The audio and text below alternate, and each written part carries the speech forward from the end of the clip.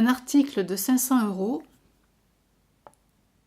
subit en décembre une hausse de 11% et en janvier une baisse de 11%. Quelle est sa valeur finale? Donc là, on serait très fortement tenté de répondre à la réponse C, puisqu'on a une hausse de 11%, puis tout de suite après une baisse de 11%. Mais ce n'est pas la bonne réponse, donc on va voir pourquoi. Donc calculons le prix de l'article en décembre suite à la hausse de 11%. Donc il vaudra 500 € plus le montant de la hausse, c'est-à-dire 11% de 500 €. Alors ça fera 500 plus 11 divisé par 100, c'est 0,11 fois 500. Je peux mettre 500 ici en facteur, ça va faire 500 fois 1 plus 0,11, c'est-à-dire 1 plus 0,11, ça va faire 1,11, 1,11 que multiplie 500.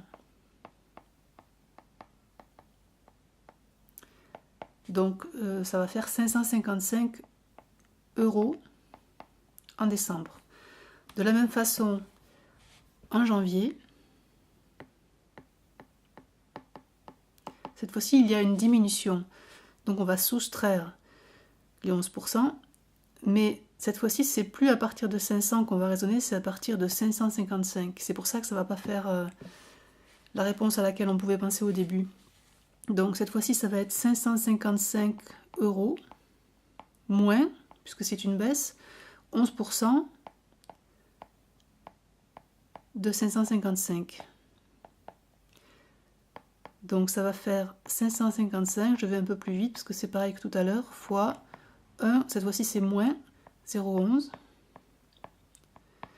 1 moins 0,11, ça va faire 0,89, donc ça va faire 0,89 fois 555. Et ça va donc faire 493,95. Donc la valeur finale de l'article étant égale à 493,95 €, c'était la réponse B qui était juste.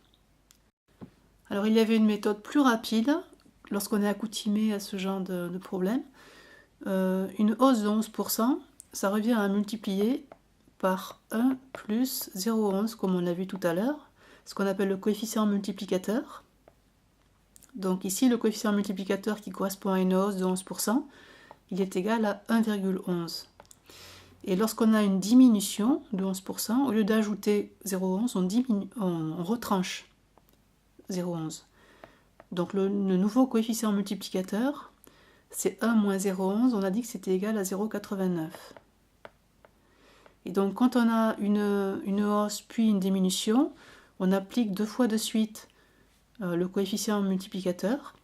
Donc on commence par multiplier une première fois par 1,11 et une deuxième fois par 0,89. Donc au final, on a multiplié par 1,11 fois 0,89, c'est-à-dire 0,9879.